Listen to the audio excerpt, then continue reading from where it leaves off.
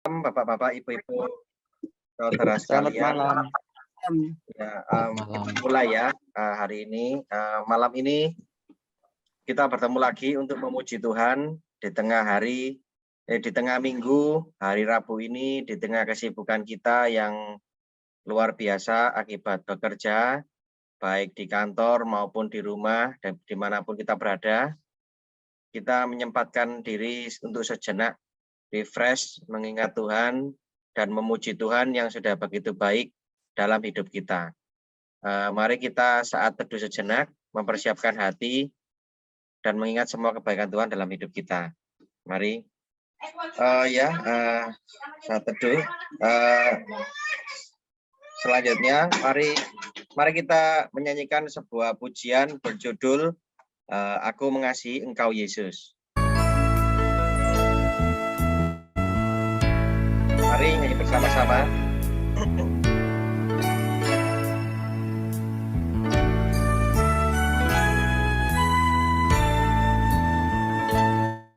Aku mengasihi Engkau Yesus dengan segenap hatiku. Aku mengasihi Engkau Yesus dengan segenap jiwaku. Ku renungkan firman-Mu siang dan malam, ku pegang perintah-Mu dan ku lakukan. Engkau tahu ya Tuhan, tujuan hidupku hanyalah untuk menyenangkan hati-Mu. Aku mengasihi Engkau Yesus dengan segenap hatiku. Aku mengasihi Engkau Yesus dengan segenap jiwaku. Firman-Mu siang dan malam, ku pegang perintah-Mu dan ku lakukan. Engkau tahu ya Tuhan, tujuan hidupku hanyalah untuk menyenangkan hati-Mu.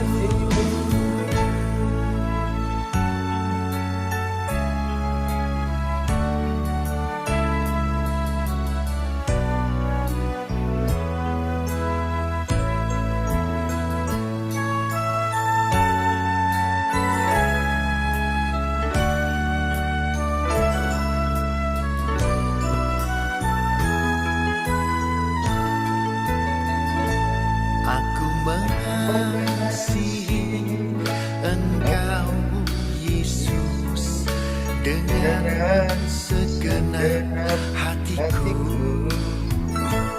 Aku mengasihi Engkau Yesus dengan segenap jiwaku. Ku renungkan firman-Mu siang dan malam, ku pegang perintah-Mu dan ku lakukan. Engkau tahu ya Tuhan, tujuan hidupku hanyalah untuk menyenangkan hati-Mu. Ku renungkan firman-Mu siang dan malam, ku pegang perintah-Mu dan ku lakukan. Engkau tahu ya Tuhan, tujuan hidupku hanyalah untuk menyenangkan hati-Mu. Ku renungkan firman-Mu siang dan malam, ku pegang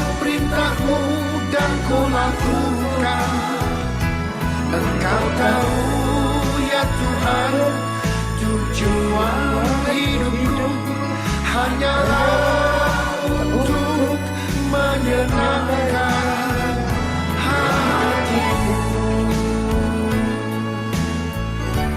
menyenangkan hatimu, menyenangkan hatimu.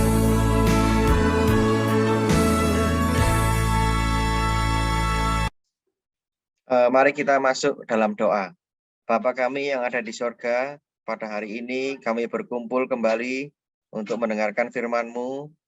Di tengah kesibukan kami pada pekerjaan, usaha kami, aktivitas kami berada, kami bersyukur Engkau tetap menjaga dan memelihara kami.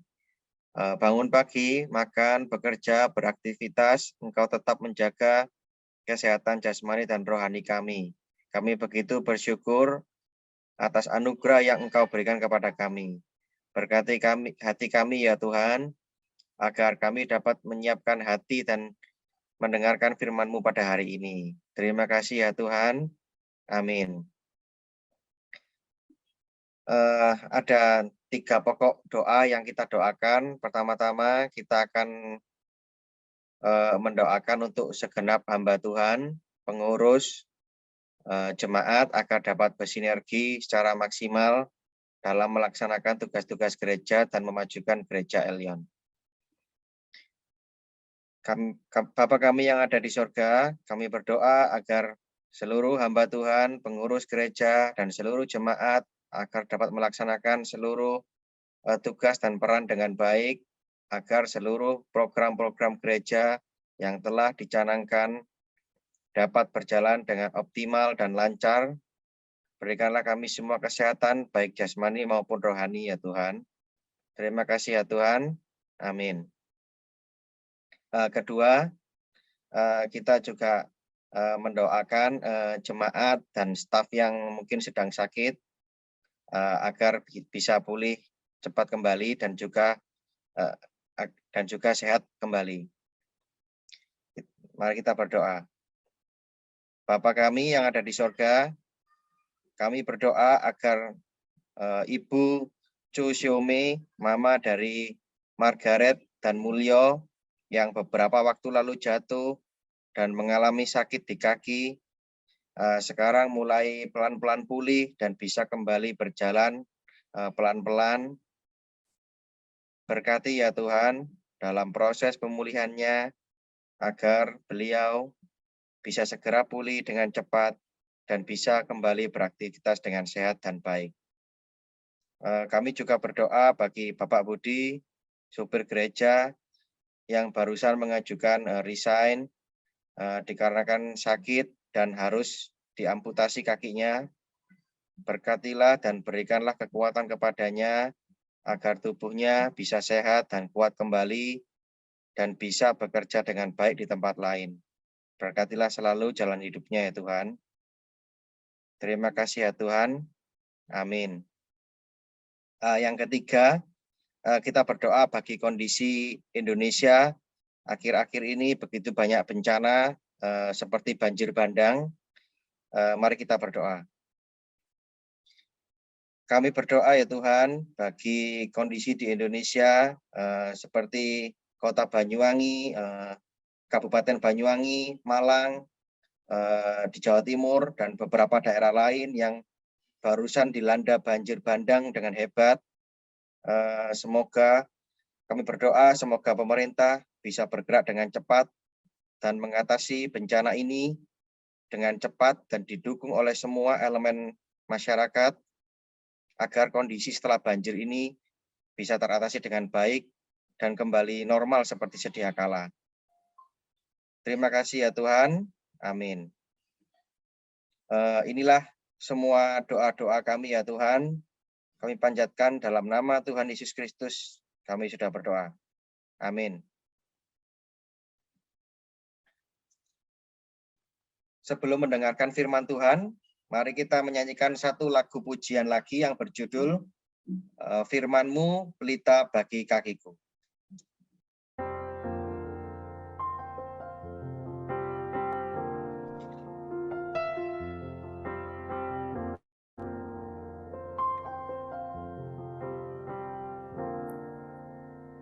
Firman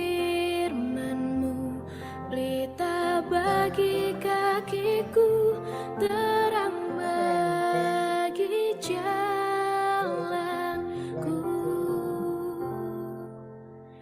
Firman-Mu pelita bagi kakiku, terang bagi jalanku. Waktu ku bimbang dan hilang jalanku, tetaplah Kau di sisiku, dan takkan ku takut asal Kau di dekatku, besertaku selamanya. Oh, firman-Mu pelita bagi kakiku, terang bagi jalanku. Firman-Mu pelita bagi kakiku, terang bagi jalanku. Terang bagi jalanku, terang bagi jalanku.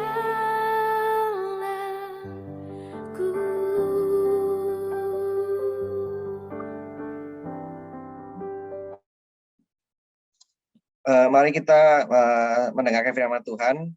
Selanjutnya kami serahkan kepada penginjil Hans Gosal. Silakan di tempat. Baik, terima kasih Ko Victor. Selamat malam Bapak Ibu yang dikasih oleh Tuhan. Suara saya kedengaran? Agak kecil Pak, Ya. orange dikit. Kecil ya Pak. Baik. Oke, cukup jelas. Sekarang cukup jelas. Oke. Baik, Bapak Ibu yang dikasih oleh Tuhan, sebelum kita sama-sama belajar pada malam hari ini, mari kita memohon pertolongan daripada Roh Kudus menolong kita. Mari kita berdoa. Tuhan, Bapa kami yang baik, kami bersyukur dan kami berterima kasih untuk setiap pemeliharaan kebaikan Tuhan dan kesempatan demi kesempatan yang Tuhan berikan untuk kami boleh belajar akan firman-Mu. Seperti pujian yang boleh kami naikkan, firman-Mu adalah pelita bagi kaki kami yang menuntun dan memimpin langkah kami dan memberikan kami hikmat untuk kami boleh menjalani kehidupan ini supaya kami boleh bertumbuh semakin serupa dengan Engkau. Demikian juga firman-Mu menjadi cara untuk kami mengenal Engkau ya Bapa lebih dalam. Dan firman-Mu juga Engkau pakai Tuhan untuk menyatakan diri-Mu. Berkati waktu ini, kiranya Roh Kudus menolong kami, memampukan kami di dalam segala keterbatasan. Kiranya Roh Kudus yang menolong, memampukan, sehingga kami boleh mengerti, kami boleh memahami akan firman-Mu, dan lebih daripada itu, kami boleh menghidupi firman-Mu di dalam kehidupan kami. Tuhan, berkati hamba-Mu yang lemah, terbatas, dan yang berdosa ini untuk dapat menyampaikan materi renungan firman-Mu ini, ya Bapa. Hanya di dalam nama Tuhan Yesus kami berdoa. Amin. Baik, saya akan share screen. Oke, Bapak Ibu yang dikasihi oleh Tuhan, mari sama-sama kita melihat di Alkitab kita masing-masing, yaitu di dalam Keluaran pasal 20. Keluaran pasal 20, hari ini kita akan belajar tentang dari hukum yang kedua. Keluaran pasal 20 ayat 4 sampai dengan ayat yang kedua. Keluaran 20 ayat 4 sampai 6, demikianlah firman Tuhan. Jangan membuat bagimu patung yang menyerupai apapun yang ada di langit di atas, atau yang ada di bumi di bawah, atau yang ada di dalam air di bawah bumi. Jangan sujud menyembah kepadanya atau beribadah kepadanya. Sebab aku, Tuhan, Allahmu adalah Allah yang cemburu, yang membalaskan kesalahan bapa kepada anak-anaknya, kepada keturunan yang ketiga dan keempat dari orang-orang yang membenci aku. Tetapi aku menunjukkan kasih setia kepada beribu-ribu orang, yaitu mereka yang mengasihi aku dan yang berpegang pada perintah-perintahku. Bapak Ibu yang dikasihi Tuhan, kalau kita melihat di dalam Perjanjian Baru, suatu kali Paulus itu pergi ke kota Athena. Dan waktu dia pergi ke kota Athena, dia mengunjungi kota itu, dia melihat di kota itu tuh adalah satu kota yang besar, kota yang dikagumi dan juga menjadi kota yang dibanggakan oleh orang-orang Yunani. Kalau diibaratkan hari ini, mungkin kota Athena itu seperti Oxford, Cambridge, atau Boston. Athena adalah kota intelektual yang terkenal, baik itu sejarahnya, baik itu pembelajarannya, demikian juga kontribusinya terhadap budaya. Athena sekali lagi dikatakan sebagai kemuliaan bagi Yunani. Tapi Bapak Ibu Saudara, kalau Bapak Ibu Saudara memperhatikan dengan baik-baik di dalam Kisah Para Rasul pasal 17 tersebut, di situ dikatakan ada reaksi Paulus yang berbeda, ataupun ada satu reaksi Paulus yang dinyatakan ketika dia berada di kota kelas dunia yang ada pada waktu itu, yaitu kota Athena ini. Paulus itu tidak terkesan dengan kecerdasan yang ada di kota itu. Dia juga tidak jatuh cinta dengan arsitektur yang ada di kota itu. Dia juga tidak kagum ataupun juga kemudian merasa, wow, makanan di sana itu keren-keren banget ataupun enak banget. Tetapi Kisah Para Rasul itu mencatat bahwa secara khusus dalam Kisah Para Rasul 17 ayat 16 itu katakan rohnya bergejolak dalam dirinya ketika dia melihat bahwa kota itu penuh dengan berhala. Kemudian dia berkata kepada orang Athena, pada dasarnya saya mendapat saudara-saudara ini itu sangat religius. Saudara-saudara memiliki kuil dan ritual dan patung ada di mana-mana. Betul-betul saudara-saudara ini adalah orang-orang yang kelihatannya taat ataupun menyukai ibadah. Tetapi saya pengen memberitahukan kepada saudara-saudara semuanya bahwa saudara-saudara semuanya itu melakukan dengan cara yang sama, yang salah. Jadi Rasul Paulus menegur orang-orang Athena pada waktu itu bahwa mereka punya banyak kuil, mereka punya banyak sesembahan, tapi waktu mereka itu kemudian menyembah, mereka menyembah kepada Allah yang salah. Dan saudara, itulah yang kemudian membuat Rasul Paulus terprovokasi di dalam rohnya karena dia bisa melihat bahwa tidak peduli orang-orang di kota Athena itu seberapa spiritual mereka, seberapa pintar mereka, atau seberapa tulus mereka waktu mereka beribadah. Saudara, Rasul Paulus tidak peduli itu. Tetapi Rasul Paulus peduli kepada mereka karena mereka menyembah Allah dengan cara yang tidak menyenangkan Tuhan. Mereka menyembah Tuhan dengan cara yang tidak menyenangkan Tuhan. Itu yang kemudian dikoreksi oleh Rasul Paulus karena mereka ini kemudian menyembah patung-patung dan sebagainya. Saudara, jika perintah pertama melarang menyembah kepada Tuhan yang salah, perintah kedua ini melarang menyembah Tuhan dengan cara yang salah. Orang-orang di Athena bersalah kedua-duanya. Allahnya itu sudah salah, penyembahannya pun juga jadi salah karena dia menyembah patung-patung tadi. Karena mereka tidak tahu tentang Tuhan yang benar, yaitu Allah yang membangkitkan Yesus Kristus dari kematian, dan pendekatan mereka terhadap agama bukanlah apa yang ditentukan oleh Tuhan, melainkan berdasarkan dengan pemikiran mereka. Berdasarkan dengan kepintaran mereka, mereka berusaha untuk menggapai Tuhan, mereka berusaha kemudian dengan cara-cara tertentu untuk menyembah yang namanya Tuhan. Sekali lagi, kalau kita mempelajari di dalam doktrin manusia yang jatuh dalam dosa, bagaimana mungkin manusia yang jatuh dalam dosa, yang sudah tercemar itu kemudian bisa mencari Tuhan dengan cara yang benar. Secara umum, perintah kedua ini melarang penyembahan, yaitu kita tidak boleh membuat gambar untuk mewakili Tuhan di dalam bentuk apapun. Demikian juga kita tidak boleh menyembah patung dalam bentuk apapun. Saudara, bisa dipahami dengan jelas ya. Perintah kedua ini saya pikir sudah sangat jelas ketika Tuhan melarang. Artinya kita tidak boleh membuat gambar untuk mewakili Tuhan. Apapun bentuk gambarnya itu. Oke? Apapun bentuknya. Lalu kemudian yang kedua, tidak boleh menyembah patung dalam bentuk apapun. Karena ini yang kemudian Tuhan larang di dalam perintah yang kedua. Kalau kita melihat hal ini, mungkin ada yang bertanya, "Loh, kan ada orang-orang yang kemudian diberikan bakat ataupun juga karunia dengan seni," gitu. Bapak Ibu dikasihi Tuhan, perintah kedua ini tidak bermaksud untuk melarang seni atau lukisan atau pertimbangan estetika. Sebab Allah itu memberikan karunia kepada Bezalel dan Aholiab. Kalau saudara membuka di dalam Keluaran 31 ayat 1-11, mereka itu menjadi seniman dan pengrajin. Mereka diberikan bakat dan karunia oleh Tuhan, yang kemudian mereka itu membuat tabut, mereka itu membuat perkakas di dalam kemah pertemuan, dan lain sebagainya. Mereka dengan karunia itu membuat berbagai alat-alat yang ada di dalam kemah pertemuan untuk peribadahan yang kemudian bisa dipakai oleh umat Allah di dalam beribadah kepada Tuhan. Jadi, saudara, Allah itu tidak menentang yang namanya keindahan. Yang Dia larang adalah memasukkan objek apapun dengan tujuan adanya kemanjuran spiritual. Nanti kita akan pahami apa yang dimaksud dengan kemanjuran spiritual itu. Saudara, Allah itu melarang manusia membuat artefak atau apapun itu seolah-olah dapat membuat kita lebih dekat kepada Tuhan. Mewakili Tuhan atau membangun persekutuan dengan Dia melalui benda tersebut. Itu yang Tuhan larang.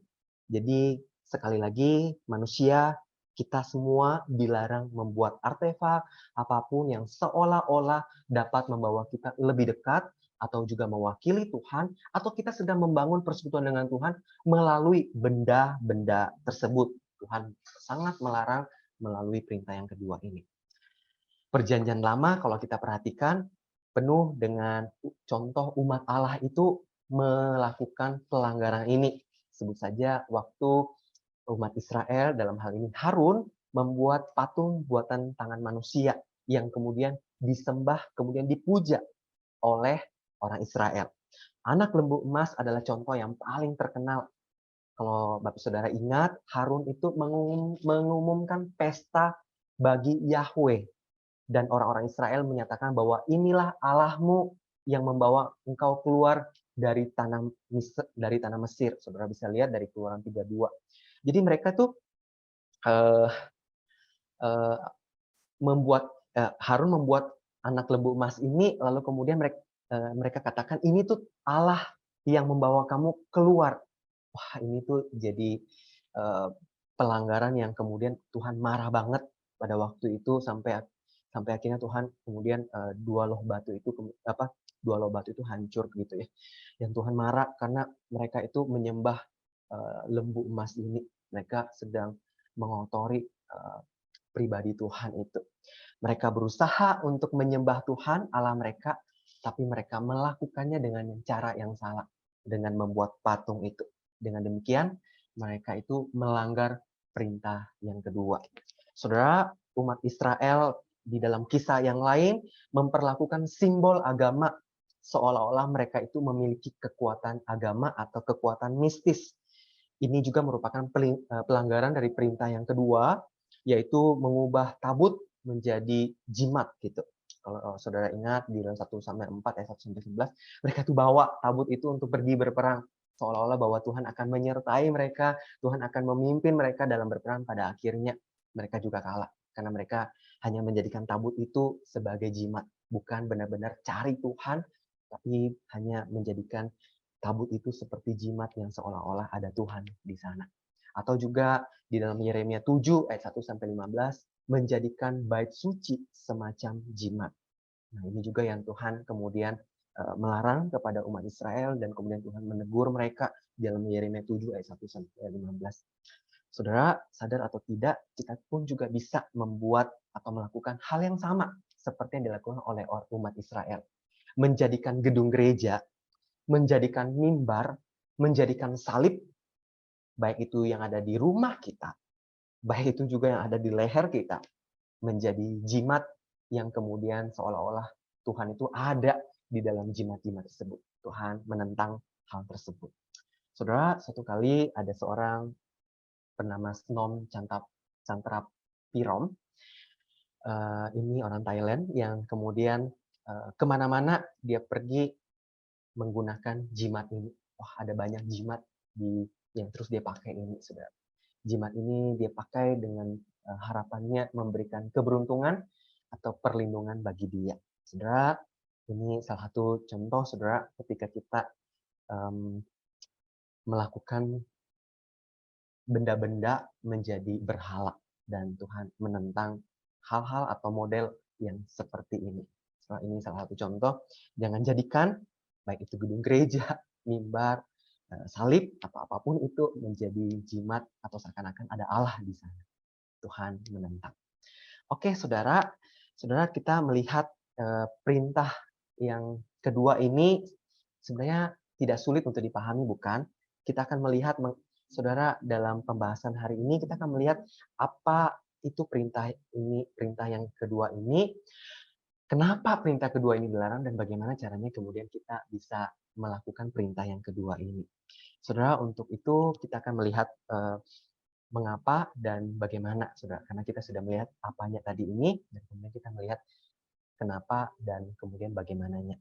Tapi sebelum kita masuk lebih lanjut, saudara, ada satu hal yang perlu kita pahami terlebih dahulu, yaitu saudara, kalau saudara melihat di dalam ayat yang kelima, di situ dikatakan jangan sujud menyembah kepadanya atau beribadah kepadanya, sebab aku Tuhan Allahmu adalah Allah yang cemburu, yang membalaskan kesalahan bapa kepada anak-anaknya, kepada keturunan yang ketiga dan keempat dari orang-orang yang membenci aku. Kita fokus kepada kalimat yang membalaskan kesalahan bapa kepada anak-anaknya, kepada keturunan yang ketiga dan keempat dari orang-orang yang membenci aku. Saudara, ayat ini atau bagian ini itu ditulis juga di dalam Keluaran 34, ayat 6-7, Bilangan 14, ayat 18, Yeremia 32, ayat 18, mengatakan tentang ada hukuman yang kemudian diberikan kepada keturunan ketiga dan keempat, kepada orang-orang yang sujud menyembah atau beribadah kepada patung-patung dan sebagainya. Nah, saudara, kalau kita melihat bagian ini seakan-akan kalau kita membacanya, seakan-akan kalau misalnya nih saya nih ya, misalnya saya ini yang menyembah patung-patung ini, lalu kemudian Tuhan akan memberikan penghukuman kepada anak saya, lalu kemudian kepada cucu saya, dan kepada cicit saya, dan kepada keturunan berikutnya sampai keturunan ketiga dan keempat. Seakan-akan gitu kalau dibaca gitu ya. Atau seakan-akan waktu kita melihat hal ini seperti ada kutukan dari generasi ke generasi, atau sebut saja ini, wah ini kayaknya ada seperti kayak manusia itu kayak tidak dikasihi atau seperti ada mengalami penindasan. Bapak Ibu Saudara yang kasih Tuhan, bagian firman Tuhan ini tidak bermaksud demikian. Kalau kita memahami atau membaca sekilas, kita mendapat kesan itu, berharap kita tidak punya pemahaman yang demikian lagi. Kita akan melihat kenapa pemahaman itu menjadi keliru karena seperti ini. Saudara, kalau saudara melihat dalam Yeskiel 18 ayat 20, di situ dikatakan orang yang berbuat dosa itu yang harus mati. Anak tidak akan turut menanggung kesalahan ayahnya, dan ayah tidak akan turut menanggung kesalahan anaknya. Orang benar akan menerima berkat kebenarannya, dan kefasikan orang fasik akan tertanggung atasnya. Saudara, bagian ini mau mengatakan bahwa ya kalau anak itu berbuat dosa atau ayah itu berbuat dosa, ya ayah itu atau anak itu sendiri yang akan menanggung.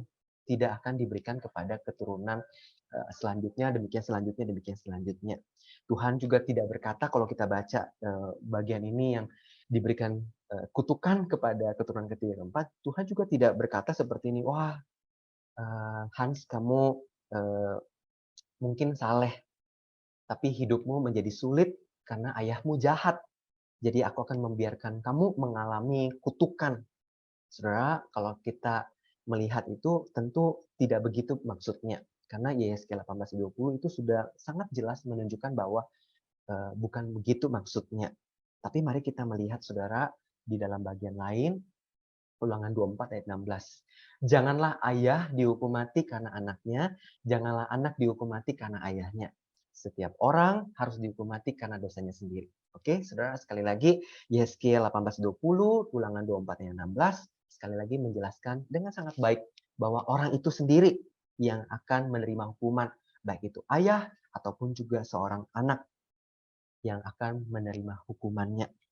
Jadi saudara, terlihat dengan sangat jelas bukan bagian ini, sehingga kita berharap kita tidak punya pemahaman bahwa kalau ternyata kita melakukan satu dosa, secara khusus melanggar hukum yang kedua ini, maka anak atau keturunan kita akan menanggung dan sebagainya gitu ya. Seharusnya tidak. Peringatan ini berbicara tentang sebenarnya kalau kita mau melihat di ayat kelima ini berbicara tentang penghakiman Tuhan yang sangat jelas. Jadi peringatan ini tuh mau ngomong kayak gini. Kalau seorang anak itu kemudian melakukan dosa yang sama seperti yang dilakukan oleh papanya atau mamanya atau kakeknya atau neneknya atau buyutnya, maka dia akan dihukum.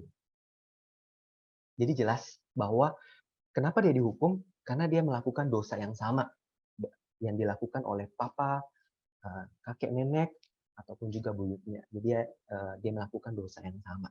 Karena kalau kita melihat di situ dikatakan ada generasi ketiga dan keempat bahwa Tuhan seperti mengunjungi atau Tuhan seperti melihat generasi 3 dan 4. Artinya anak-anak itu tuh sebenarnya tidak menanggung hukuman orang tuanya.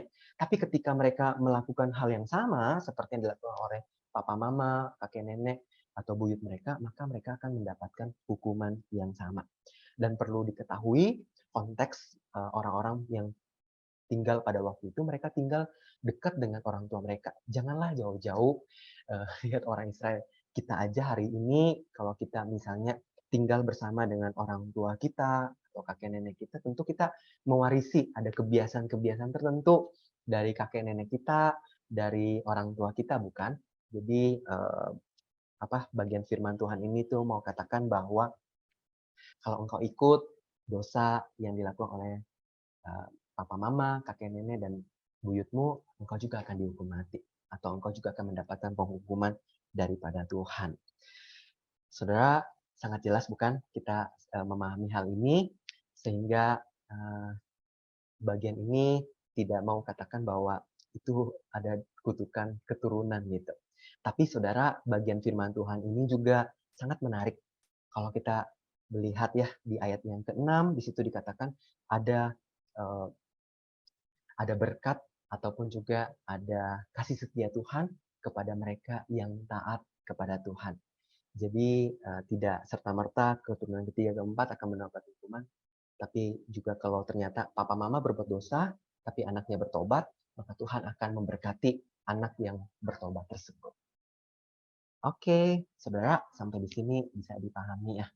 Saudara, itulah pentingnya mengapa setiap orang tua perlu mengajarkan hal yang baik kepada setiap anak-anaknya, supaya setiap anak-anaknya pun maupun juga keturunan selanjutnya hidup taat kepada Tuhan. Ulangan 6 ayat 6 sampai 7 mengatakan, apa yang kuperintahkan kepadamu pada hari ini haruslah engkau perhatikan, haruslah engkau mengajarkannya berulang-ulang kepada anak-anakmu dan membicarakannya apabila engkau duduk di rumahmu, apabila engkau sedang dalam perjalanan, apabila engkau berbaring, apabila engkau bangun, ataupun di dalam segala aktivitas yang kau lakukan dan ketika engkau bersama dengan anak-anakmu, ajarlah anak-anakmu itu kebenaran firman Tuhan, supaya dia kenal Tuhan, supaya dia takut kepada Tuhan, supaya hidupnya tidak berbuat dosa, supaya dia tidak mendapatkan penghukuman yang dari Tuhan.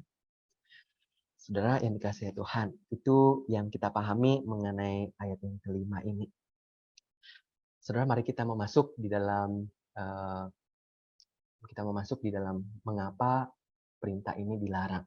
Saudara, kesimpulan daripada ayat kelima ini berbicara tentang setiap orang bertanggung jawab memilih taat atau membenci Allah. Setiap kita bertanggung jawab mau pilih taat atau membenci Allah. Oke, saudara, mari kita melihat yang pertama, kenapa perintah ini tuh Tuhan larang gitu ya. Yang pertama, Allah itu tuh bebas dan berdaulat. Allah itu bebas dan berdaulat. Bagi saudara, begitu kita memiliki sesuatu untuk mewakili Allah, atau kita misalnya sebut saja patung, ataupun juga tadi kalung salib itu, kemudian kita seakan-akan menganggap bahwa itu ada Allah di sana, saudara, kita itu sedang kemudian menyembah kepada patung, ataupun kita sedang merusak citra Allah, atau kita sedang membatasi Tuhan yang bebas dan kemudian Allah yang bisa ada di mana-mana, itu kita sedang seperti kayak mengekang Tuhan berada di satu benda tertentu. Sedangkan Tuhan itu bebas dan berdaulat. Sehingga kenapa kita tidak boleh menyembah atau menjadikan patung atau salib tersebut itu menjadi sesembahan kita. Karena kalau kita melakukannya, kita sedang membuat Allah yang bebas dan berdaulat itu terkekang di dalam satu benda tertentu. Karena ketika kita melakukan itu, kita kemudian mulai berpikir seperti ini, bahwa kita bisa membawa Tuhan masuk atau bersama dengan kita di dalam patung atau benda-benda tersebut. Atau kita berpikir kita itu bisa mengatur Tuhan dengan ritual, dengan benda-benda, ataupun juga dengan ritual yang kemudian kita pikir, oh ini ritual yang paling baik. Kemudian kita pikir, kemudian kita seakan-akan mengendalikan Tuhan sedemikian rupa, dan kemudian Tuhan seperti kita yang kontrol Tuhan. Saudara, itu yang Tuhan maksudkan, jangan menyembah atau membuat patung. Saudara, setiap kali kita membuat sesuatu untuk kemudian kita melihat bahwa oh di situ tuh ada Allah, atau melihat sesuatu yang kemudian mewakili Allah melalui benda tersebut, kita sedang merusak kebebasan Tuhan. Kenapa? Karena Allah itu roh, dia tidak memiliki tubuh. Yohanes 4 ayat 24 itu jelas sekali mengatakan, dan sebenarnya saudara, bukan tugas kita untuk membuat patung Tuhan yang tidak terlihat itu menjadi terlihat dalam konteks patung, gambar, dan lain sebagainya. Itu bukan tugas kita. Oke, saudara, ini yang pertama. Kenapa kita tidak boleh membuat patung dan sebagainya atau gambar? Karena Allah itu bebas dan berdaulat. Kita melihat yang kedua, kenapa kita dilarang untuk membuat itu? Karena Allah itu cemburu. Saudara, tidak ada gambar atau tidak ada patung yang dapat menangkap kemuliaan Allah. Setiap representasi buatan manusia tentang Allah akan jauh lebih rendah daripada Allah itu sendiri, sehingga itu akan memicu kecemburuan Allah. Kalau kita membuat patung, sebut saja itu patung sangat bagus. Sebut saja patung itu mungkin, wah kelihatannya mewakili sebuah keperkasaan. Tapi sekali lagi, dia hanya sebatas patung. Dan kemudian kalau kita pukul patung itu akan hancur. Atau kemudian kalau kita buang patung itu juga kemudian tidak punya nilai apa-apa, tidak punya kuasa apa-apa. Sehingga kalau kita membuat itu akan membuat Allah menjadi cemburu karena kita sedang menurunkan Allah yang besar, mulia, perkasa itu menjadi sebuah benda yang kemudian kecil, lemah, terbatas. Saudara pikirkan bahwa Allah yang telah membawa umat Israel keluar dari Mesir, Allah yang kemudian sudah menuntun mereka dari tanah perbudakan di Mesir itu, menyelamatkan mereka, memelihara mereka, melindungi mereka. Saya pikir sudah sepantasnya orang Israel itu harus loyal hanya kepada Tuhan. Itu sudah sepantasnya mereka loyal kepada Tuhan.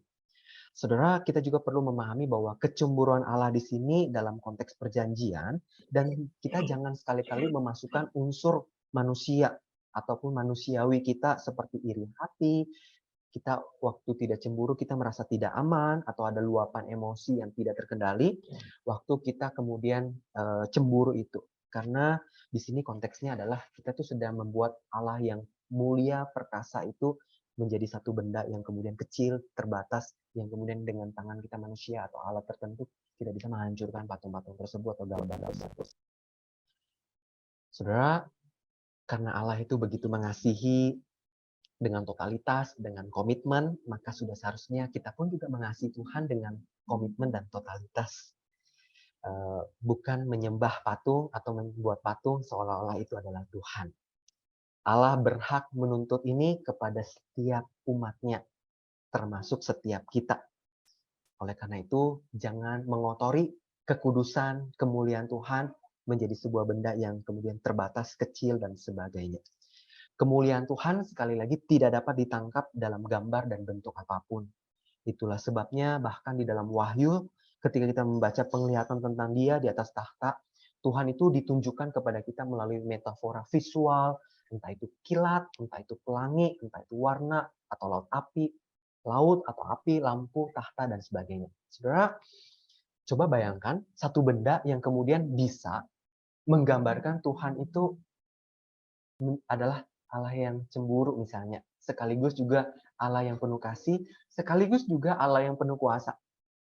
Saudara, saya pikir gambaran tersebut akan sangat terbatas untuk menggambarkan siapa itu Allah atau menggambarkan kemuliaan Allah itu sendiri.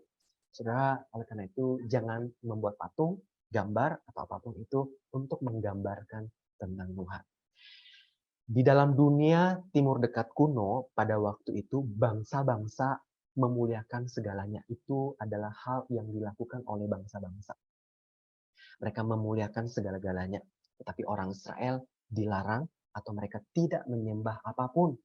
Ketika bangsa lain menyembah kepada dewa waktu, dewa bumi, kemudian dewa matahari, bulan, bintang-bintang, dan sebagainya. Tuhan menegaskan dengan sangat jelas ada pemisahan antara Allah dan juga ciptaannya. Dan ini adalah ciri khas daripada kekristenan yang alkitabiah. Kita tidak boleh mencampur adukan Tuhan, kemudian benda-benda yang menjadi ciptaannya itu kemudian mewakili Tuhan. Ini nggak bisa, karena ciptaan sangat jauh banget untuk kemudian menggambarkan Tuhan yang mulia besar tadi. Sehingga kita nggak boleh membuat patung gambar dan sebagainya. Saudara, setiap upaya manusia untuk menjembatani jurang, itu jurang yaitu tadi antara Allah, kita tuh seakan-akan kayak mau bikin jurang, oh Tuhan itu jauh di sana, oke, kemudian kita mau membuat patungnya dan sebagainya. Saudara, itu upaya menjembatani. Setiap upaya yang kita lakukan untuk menjembatani jurang itu bukan hanya upaya pada hal yang mustahil, tetapi juga penghinaan terhadap keagungan, kemuliaan Allah yang tidak tertandingi. Saudara, ini yang dikatakan oleh kemudian dari hukum yang kedua ini. Upaya itu mustahil, lagi pula kalau itu dibikin, itu sedang menurunkan keagungan, kemuliaan Tuhan yang sangat besar dan mulia itu. Oke, mari kita melihat yang ketiga. Kenapa kita dilarang untuk melalui hukum yang kedua ini membuat patung dan gambar atau menyembah itu? Karena Allah sebenarnya telah menyatakan dirinya melalui suara dan tulisan. Allah telah menyatakan dirinya melalui suara dan tulisan di dalam Alkitab, khususnya saudara, Allah itu mengizinkan kita melihat Dia atau mengenal Dia itu melalui suara, melalui pendengaran, melalui suara yang Dia sampaikan, dan kemudian kita dengar, kemudian kita mengenal Dia atau mengetahui Dia. Seperti yang kemudian diperjelas di dalam Ulangan, pengalaman Sinai ini kemudian memperlihatkan cara Allah mengungkapkan dirinya, yaitu Dia menggunakan suara, Dia berbicara.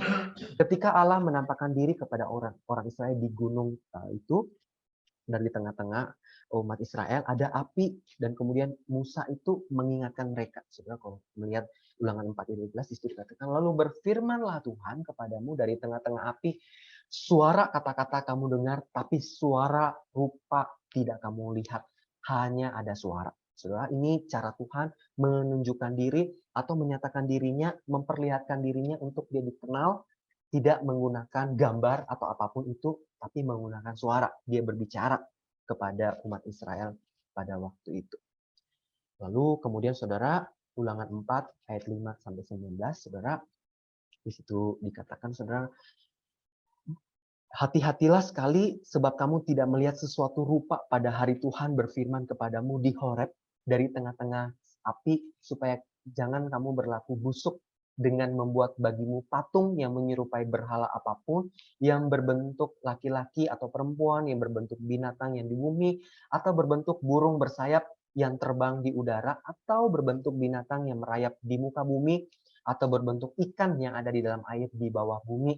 Dan juga supaya jangan engkau mengarahkan matamu ke langit, sehingga apabila engkau melihat matahari, bulan, bintang, segenap tentara langit, engkau disesatkan untuk sujud menyembah dan beribadah kepada sekaliannya itu. Saudara, sangat jelas Tuhan melarang karena Dia tidak menunjukkan apapun waktu Dia berbicara. Tidak ada bentuk apapun ataupun juga gambar apapun. Yang Dia tunjukkan adalah suara. Itulah cara Tuhan menyatakan dirinya.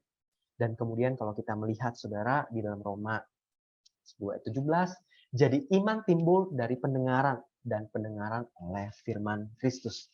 Begitulah cara Allah merancangnya untuk setiap kita, umatnya ini kenal Dia.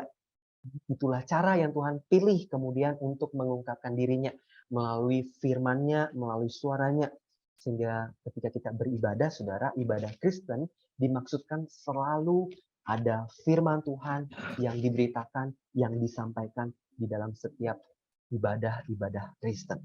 Jika Tuhan, kalau kita melihatnya, kalau Tuhan pengen kita melihat Dia di dalam penyembahan, pasti Dia akan menampilkan dirinya secara berbeda di dalam teofani di Sinai.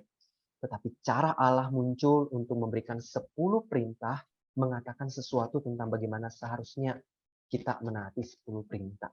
yaitu dia memberikan tulisan, dia memberikan suaranya. Itulah cara yang Tuhan pilih untuk kemudian kita mengenal Dia, untuk kita kemudian menyembah Dia. Suara dan juga tulisan. Bagian yang keempat, saudara, waktu kita dilarang untuk membuat patung atau gambar atau itu, karena Allah sudah menyediakan perantaranya sendiri, saudara. Allah menyediakan perantaranya sendiri, oleh karena itu upaya-upaya yang dilakukan oleh umat Allah dengan menggunakan gambar atau icon bukan karena mereka pikir Allah dapat ditempatkan di marmer, tetapi mereka berpikir untuk memberikan akses Tuhan yang ada di sorga sana, Tuhan yang ada jauh sana, supaya bisa lebih intim kepada Allah. Kalau Tuhan itu ada di sorga, terlihat masuk akal kelihatannya. Kalau kita kemudian membuat seperti portal dengan gambar, dengan patung, dengan apapun itu untuk Tuhan di bumi, seakan-akan kita bisa dekat dengan Tuhan. Itu yang kemudian ada upaya-upaya yang dilakukan oleh manusia. Bahwa, oh Tuhan itu jauh banget di sana. Bagaimana caranya saya itu bisa membuat Tuhan itu dekat?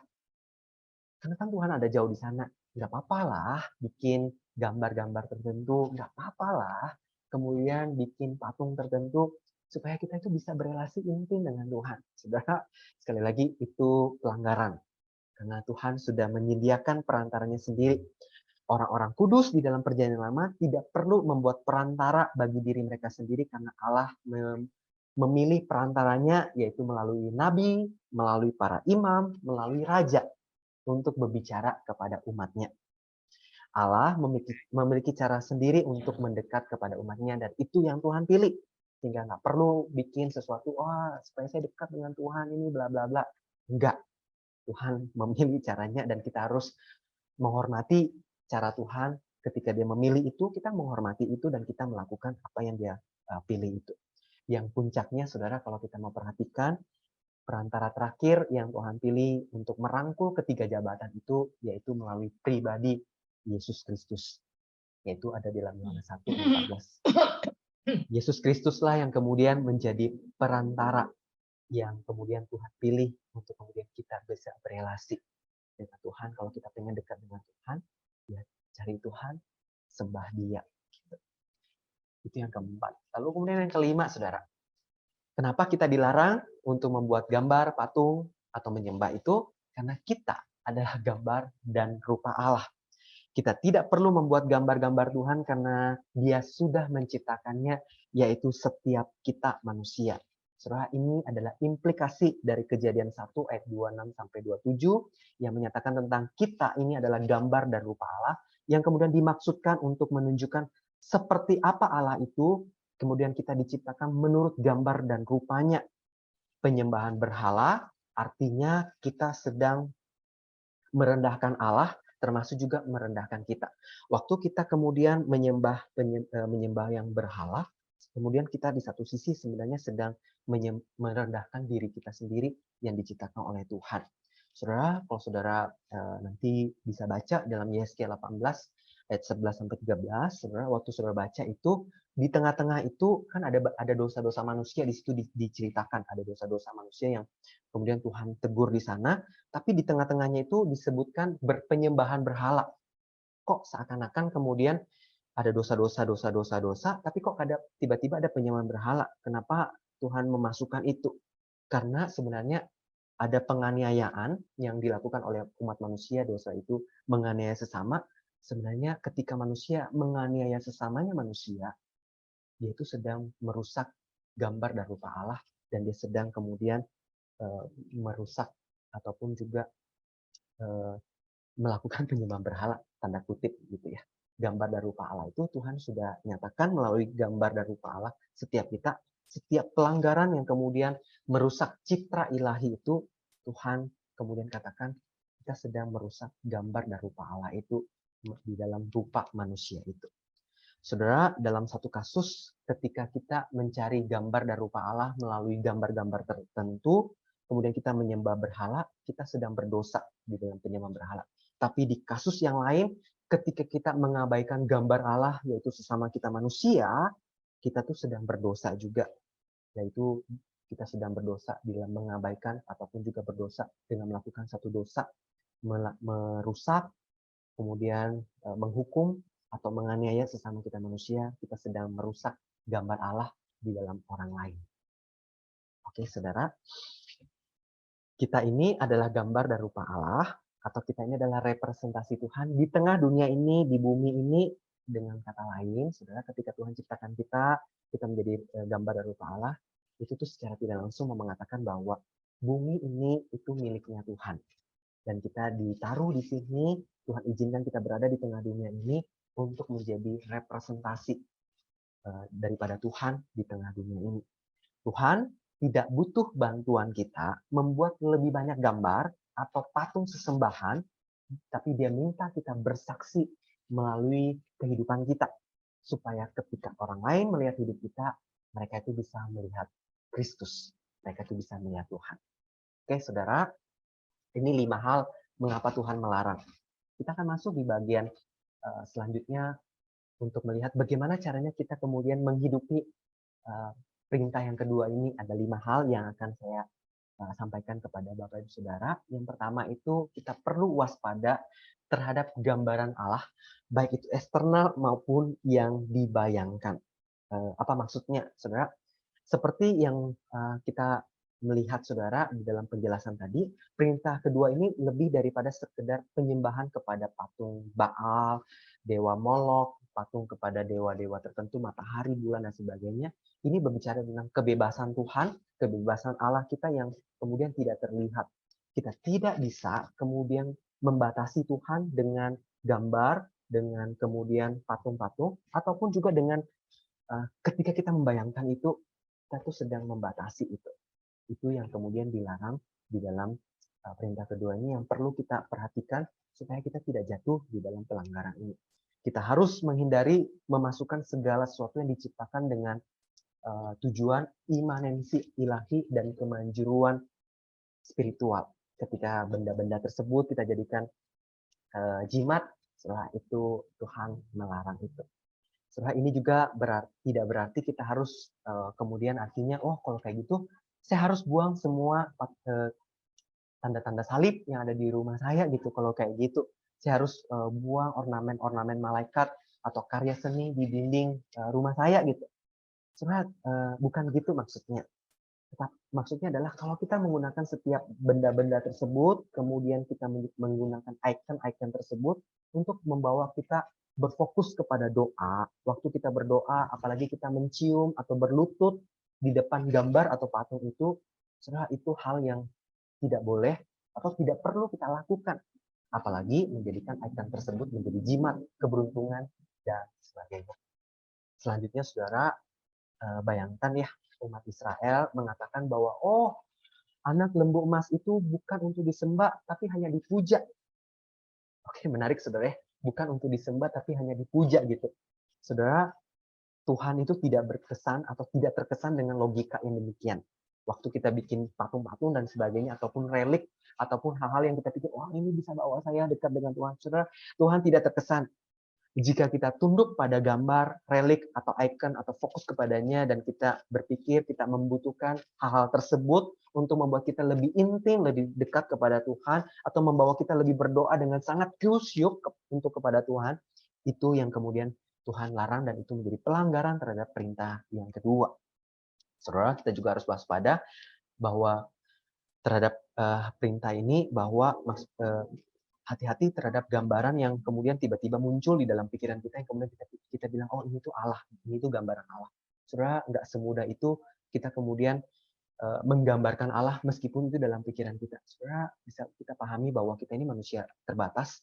Dengan keberadaan kita yang terbatas ini, bagaimana mungkin pikiran kita, otak kita ini kemudian bisa membayangkan Tuhan yang luar biasa besar dan sebagainya itu, kemudian kita gambarkan dengan pikiran kita. Saudara, maksudnya seperti ini, saudara.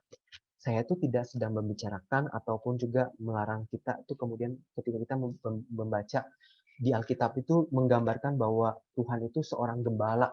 Kemudian di kepala kita muncul seorang gembala tentang Kristus adalah gembala yang baik. Bukan maksudnya itu. Maksudnya adalah kita tidak boleh membuat gambar Allah itu, sebenarnya Allah itu Allah yang tidak terlihat. Allah itu Allah yang tidak terlihat, bukan Oke, waktu kita membaca, oh Tuhan itu adalah gembala yang baik. Mungkin muncul kesan kita, oh seperti gembala yang mungkin ada di dalam pemahaman kita. Itu tidak masalah. Tapi ketika kita menjadikan, oh ini gambaran yang kemudian ini adalah Allah, itu menjadi keliru, saudara. Saudara bisa pahami ya? Nah, saudara, waktu kita melihat hal ini, kita tidak boleh membuat gambar Allah yang tidak terlihat. Bahkan jika itu hanya muncul dalam imajinasi kita. Saudara, ini seperti yang dikatakan oleh Katekismus Westminster. Perintah kedua ini melarang membuat representasi apapun tentang Tuhan atau semua atau salah satu dari 3 pribadi, baik itu di dalam pikiran kita atau secara lahiriah dalam bentuk gambar, patung, atau rupa makhluk apapun, itu yang Tuhan larang. Oke, kita bisa pahami ya. Yang pertama. Yang kedua, saudara, kita perlu berkomitmen hanya menyembah Allah. Karena setiap hal apapun yang lebih utama dari Tuhan dalam hidup kita berpotensi menjadi berhala kita. Saudara bisa pahami, apapun yang lebih utama daripada Tuhan itu berpotensi menjadi berhala kita. Bisa jadi itu gadget kita, bisa jadi itu mimbar, itu bisa jadi mimbar menjadi berhala. Ketika seorang rohaniwan merasa bahwa mimbar tempat dia untuk tampil, untuk kemudian menunjukkan eksistensinya, itu menjadi berhala dia. Atau sebut saja uang, saudara. Ini setiap kita butuh uang. Saya memahami itu dan saya juga butuh uang untuk kita makan, untuk kemudian kita beli buku, untuk kemudian kita beli peralatan-peralatan yang ada di gereja di dalam menunjang ibadah. Tapi uang bukan fokus utama kita. Setiap hal yang lebih utama, kalau itu uang menjadi hal utama, maka itu akan menjadi berhala kita dan kita sedang menyembah uang itu. Bisa jadi juga mungkin gadget ya. Hari-hari ini ada banyak survei yang menyatakan banyak orang yang kecanduan dengan gadget, tidak berhenti scroll, buka-buka media sosial, buka. Saudara hati-hati. Ketika kita kemudian merasa waktu kita posting, dan kemudian waktu kita posting ada komen-komen yang kemudian membuat kita merasa tidak nyaman atau kemudian membuat kita terganggu, itu ciri-ciri, saudara, kita sedang menjadikan media sosial atau gadget itu menjadi berhala kita atau lebih utama. Atau bahkan ketika kita sama sekali tidak membuka itu, kita seakan-akan, wah kayaknya ada yang kurang dalam hidup saya nih. Wah itu mesti hati-hati. Saudara, seharusnya bagian ini cukup dipahami ya. Bahkan ada orang yang menjadikan pekerjaannya itu menjadi berhala. Kelihatannya baik. Saya bekerja untuk memenuhi kebutuhan keluarga saya, untuk istri, untuk suami, untuk anak-anak saya, supaya anak-anak saya itu bisa sekolah dengan baik. Kayak nggak salah, saudara. Tapi kalau ternyata pekerjaan itu lebih utama daripada Tuhan, hati-hati. Itu berpotensi menjadi berhala kita. Saudara, bagian ini juga mau mengatakan seperti ini, saudara. Karena sebagian besar Bapak Saudara adalah pengusaha atau bekerja dan sebagainya. Bagian firman Tuhan ini juga mau bilang gini, jangan berkontribusi pada penyembahan berhala orang lain. Maksudnya adalah membuat sesuatu yang kemudian digunakan oleh orang lain menjadi objek sesembahannya. Sebaiknya Bapak Saudara mempertimbangkan untuk tidak memilih jenis usaha, baik itu memproduksi, menjual, atau mengiklankan barang dan jasa yang menjauhkan seseorang atau orang lain dari ibadah yang sejati kepada Tuhan yang benar. Saudara, karena ada orang-orang yang kemudian pekerjaannya adalah jual-jual patung. Pekerjaannya adalah jual dupa. Pekerjaannya adalah jual gambar-gambar tertentu yang kemudian orang lain sembah. Saudara, kalau saudara pekerjaannya itu, saudara itu masuk dalam kategori ini, artinya itu melanggar perintah yang kedua. Saudara berkontribusi membawa orang lain menyembah berhala. Oke, kita masuk yang ketiga, saudara. Allah menyatakan dirinya melalui suara dan tulisan. Maka sudah seharusnya setiap kita menyembah Dia melalui cara yang Tuhan pilih, yaitu membaca, merenungkan, dan melakukan firman-Nya. Berelasi, bersekutu dengannya supaya Bapak Ibu Saudara dan saya itu lebih dalam lagi terus bertumbuh mengenal Dia. Saudara, itu cara Tuhan menyatakan dirinya melalui suara dan juga tulisan, dan kemudian sangat beruntung kita hari ini punya Alkitab ini yang kemudian ini cara Tuhan menyatakan dirinya. Kita perlu baca supaya kita kenal Tuhan, berelasi Tuhan. Saudara, ada kisah di dalam selama reformasi, saudara ya. Ketika lebih banyak firman, kemudian kan selama reformasi, kemudian firman Tuhan itu kemudian lebih banyak kemudian disampaikan di dalam mimbar-mimbar dan ibadah, firman Tuhan menjadi fokus utama gitu ya. Ada beberapa pemimpin agama pada waktu itu mulai melakukan satu kompromi, mendukung gambar karena dianggap sebagai kitab orang awam. Jadi gambar-gambar tertentu, ornamen-ornamen tertentu, yang kalau saudara mungkin lihat, kalau saudara mungkin lihat di video atau di film-film, atau mungkin saudara yang pernah pergi ke luar negeri, ke Eropa, ada gambar-gambar ornamen-ornamen tertentu. Nah, itu dikatakan kitab orang awam untuk melihat Tuhan atau mengenal Tuhan. Sebagian rohaniwan ini atau pemimpin agama ini berpendapat pada dasarnya orang awam itu tidak bisa membaca. Itu anggapan mereka pada waktu itu. Orang awam tidak bisa membaca, orang awam itu tidak memahami doktrin yang rumit. Oleh karena itu mereka katakan kita perlu kemudian membuat gambar-gambar. Karena orang awam dapat belajar tentang iman Kristen dari ikon dan patung serta jendela kaca yang diwarnai. Tapi menarik saudara, para reformator itu berkata sebaliknya. Oke, kamu bilang orang awam itu mungkin sulit untuk memahami doktrin, sulit untuk membaca Alkitab, sulit untuk memahami Alkitab. Tapi para reformator itu berkata gini, kalau itu dikatakan sulit dan sebagainya, kita harus mengajar orang-orang awam. Harus sering-sering membuka kelas-kelas pembinaan. Harus sering-sering kemudian membuka kelas-kelas Bible study, supaya kemudian jemaat awam ini bisa mengenal Tuhan melalui cara Tuhan memperkenalkan dirinya melalui Alkitab, firman-Nya. Saudara, menarik ya, para reformator dengan jelas tidak menunjukkan bahwa gambar-gambar visual itu oke, bisa dikompromi, enggak. Harus dia, para reformator dengan jelas mengatakan baca firman, ajarin, kalau nggak bisa dipahami, ajarin terus. Itu yang dikatakan oleh para reformator. Saudara, ketika dihadapkan pada pilihan antara menghiasi tontonan atau mendidik masyarakat atau jemaat, para reformator dengan tegas memihak kepada yang terakhir.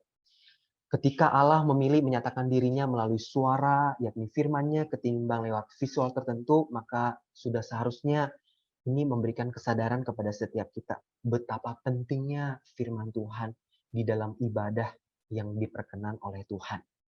Hanya melalui Alkitab dan Kristus semata manusia dapat berjumpa dan bersekutu dengan Tuhan yang benar. Sebab itu kekristenan tidak membutuhkan patung atau gambar atau hal-hal lainnya di dalam penyembahannya yang kemudian menjadikan itu adalah Tuhan. Oke, saudara, kita melihat yang berikutnya. Bagaimana caranya kita kemudian menghormati dan melakukan perintah yang kedua. Yang keempat adalah Yesus Kristus pemenuhan perintah kedua. Saudara, waktu kita memandang Kristus sebagai pemenuhan perintah kedua, ini ada seperti kontradiksi sebenarnya satu sisi kalau kita melihat ya. Ada ketidaksepahaman yang cukup besar di antara orang-orang Kristen yang bijaksana atau para teolog-teolog tentang bagaimana inkarnasi, yaitu Tuhan yang menjadi manusia, kemudian dapat mengubah pemeliharaan kita terhadap perintah yang kedua. Saudara, perintah kedua itu melarang kita kemudian untuk membuat gambar-gambar Tuhan. Oke, tapi Tuhan sendiri datang mengambil wujud manusia di dalam inkarnasi itu. Sehingga kita manusia bisa kemudian melihat Tuhan. Nah, ini yang kemudian membuat ada ketidaksepahaman. Beberapa berpendapat bahwa Yesus mewakili, tanda kutip, pelanggaran dari perintah kedua. Oke, ini tanda kutip ya. Yesus membuat Tuhan yang tidak terlihat menjadi terlihat. Setelah itu kita tidak, kemudian ada yang beranggapan kalau begitu kita tidak salah kemudian membuat gambar Yesus atau menunjukkan gambar Yesus kepada anak-anak kita. Sementara kemudian ada sebagian yang bersimpati dengan argumen tersebut dan setuju. Ada sebagian yang, karena tadi ya ada ketidaksepahaman, jadi ada dua kubu.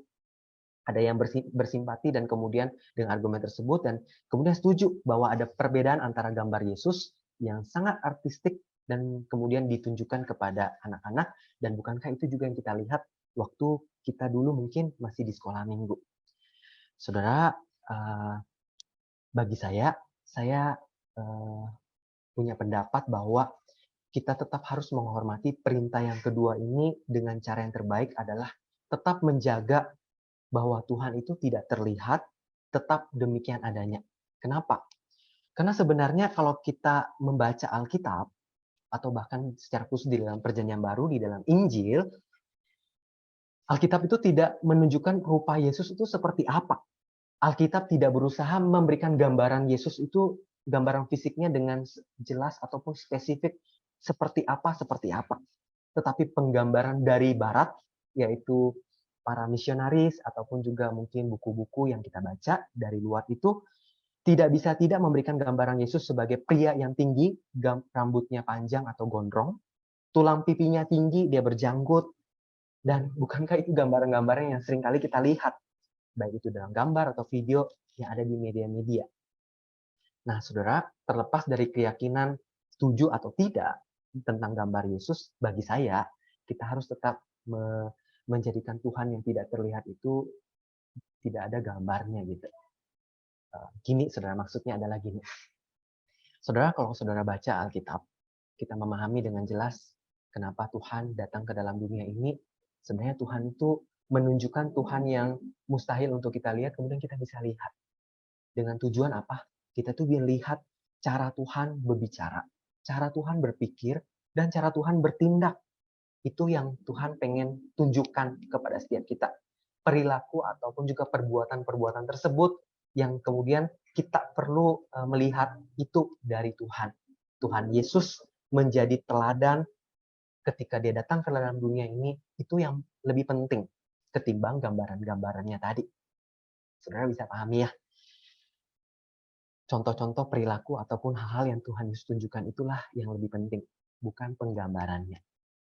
Lalu kemudian kita masuk ke bagian yang berikutnya, yang terakhir. Saudara, setiap kita adalah representasi Allah. Ini yang kelima. Seperti yang biasa dikatakan, ataupun juga saya kutip dari Reformator, dia itu mengatakan gini, lihatlah apa yang mereka lakukan, bukan pada apa yang mereka katakan. Saudara, ini tuh mau katakan gini, bisa jadi saya ini sebagai rohaniwan mengajarkan firman Tuhan. Mengajarkan firman Tuhan gitu ya. Firman Tuhan itu tuh tidak salah. Tapi saudara lihat kemudian hidup saya itu seperti apa. Kalau hidup saya itu tidak benar, jangan ikuti gitu. Ikuti firman Tuhan yang benar gitu. Ikutin firman Tuhan yang benar. Jangan ikutin perkataan saya. Atau dengan kata lain, harusnya kita mengikuti kebenaran firman Tuhan di dalam kehidupan kita. Karena sebenarnya kita tidak butuh gambar dalam kehidupan kita untuk menyembah Tuhan. Gambar, patung, dan sebagainya, kita tidak butuh. Allah mau, saudara, ketika kita mempelajari perintah yang kedua ini, setiap kita itu adalah representasi daripada Allah, sehingga Allah mau supaya kita melihat Yesus Kristus, kita belajar tentang Tuhan, kita belajar tentang Injil, dan kemudian kita menghidupi firman Tuhan, menghidupi Injil itu, kabar baik itu, kita melakukan apa yang Kristus lakukan, pikirkan, dan katakan, sehingga ketika orang lain melihat hidup kita, mereka itu kemudian melihat Yesus Kristus hidup di dalam hidup kita, dan kemudian mereka kemudian mencari Kristus dan rindu untuk mengenal Kristus lebih lagi. Saudara, itulah kenapa kita diizinkan ada di tengah dunia ini untuk menjadi wakil Tuhan, representasi daripada Allah, supaya orang kenal Tuhan, siapa Allah yang benar itu. Ketika mereka melihat hidup kita, ketika kita hidupnya semakin serupa dengan Kristus. Saudara, ini materi kita hari ini. Sampai di sini. Terima kasih. Apakah ada yang Bapak Saudara pengen bertanya atau ada bagian tadi yang mungkin saya sampaikan, ini sulit untuk dimengerti. Silakan Bapak Ibu boleh bertanya, atau mungkin bolehkah 1-2 orang menyampaikan apa yang Bapak Ibu pelajari dari perintah yang kedua ini. Silakan. Kalau nggak ada yang bertanya, izinkan saya boleh memilih dari salah satu Bapak Ibu. Ketika Bapak Ibu mendengarkan materi ini, bolehkah Bapak Ibu menyampaikan apa yang Bapak Ibu dapatkan atau pelajari dari materi yang kedua ini? Boleh mohon dengan kasih untuk Lause Melan, boleh menyampaikan Lause Melan belajar apa hari ini melalui perintah materi ini dari perintah yang kedua ini. Silakan Lause. Dalam pelajaran ini kita tidak boleh menyembah pada patung, tapi kita harus menyembah pada Allah yang benar. Karena Dia adalah Allah yang satu-satunya yang patut kita sembah dan kita memuliakan nama Tuhan. Baik, Sisi Lause. Ada lagi? Lause? Sisi Lause. Jadi Allah satu-satunya yang kita nggak boleh sembah apapun itu. Ya, apapun. Itu, apapun itu ya. Baik. Ya. Kalaupun juga tiba-tiba terpikir sesuatu yang kemudian kita pikir, oh ini Tuhan, sudah itu mesti hati-hati ya. Sisi Lause. Oke, kalau nggak ada yang bertanya, saya kembalikan kepada Pak Edi Ciang.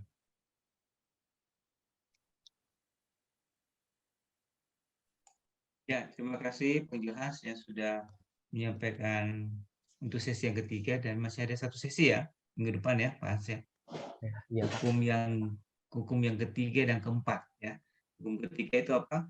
Jangan menyebut nama Tuhan dengan sembarangan. Ya. Lalu hukum yang keempat, hormati hari Sabat ya. Jadi kita akan belajar lagi apa arti atau implikasinya juga ya, bukan cuma apa artinya tapi apa implikasinya dari perintah ini. Namun ini kalau ada pertanyaan-pertanyaan dari yang perintah yang pertama sampai yang keempat nanti bisa juga ditanyakan kembali kalau pikir di minggu depan ya bisa disampaikan. Baik, kita akan akhiri pertemuan kita malam hari ini.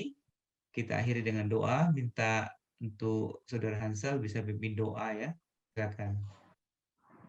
Ya, mari kita satu dalam doa. Ya Tuhan, kami bersyukur untuk kesempatan yang indah pada malam hari ini ya Tuhan. Kami boleh berkumpul, kami boleh bersekutu, kami boleh berdoa, dan juga kami boleh belajar dari firman-Mu ya Tuhan. Kami bersyukur untuk materi yang sudah disampaikan oleh Injil Hans ya Tuhan.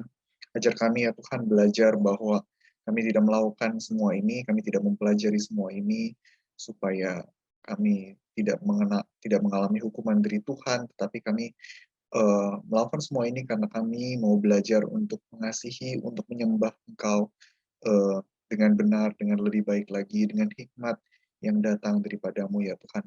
Tuhan yang tolong berikan setiap kami hikmat ya Tuhan untuk selalu melihat apakah kami sudah sungguh-sungguh menyembah Engkau Allah yang benar ya Tuhan. Terima kasih ya Tuhan, kayak mau menyerahkan juga setiap kami supaya kami tidak hanya berhenti berdoa di tempat ini, tetapi sungguh-sungguh dalam kehidupan kami mau terus berdoa, kami mau terus berkomunikasi, berelasi dengan Tuhan. Terima kasih ya Tuhan, kami mau menyerahkan aktivitas kami selanjutnya ke dalam tangan-Mu. Hanya di dalam nama Tuhan Yesus kami berdoa. Amin. Amin. Baik, selamat malam. Selamat malam.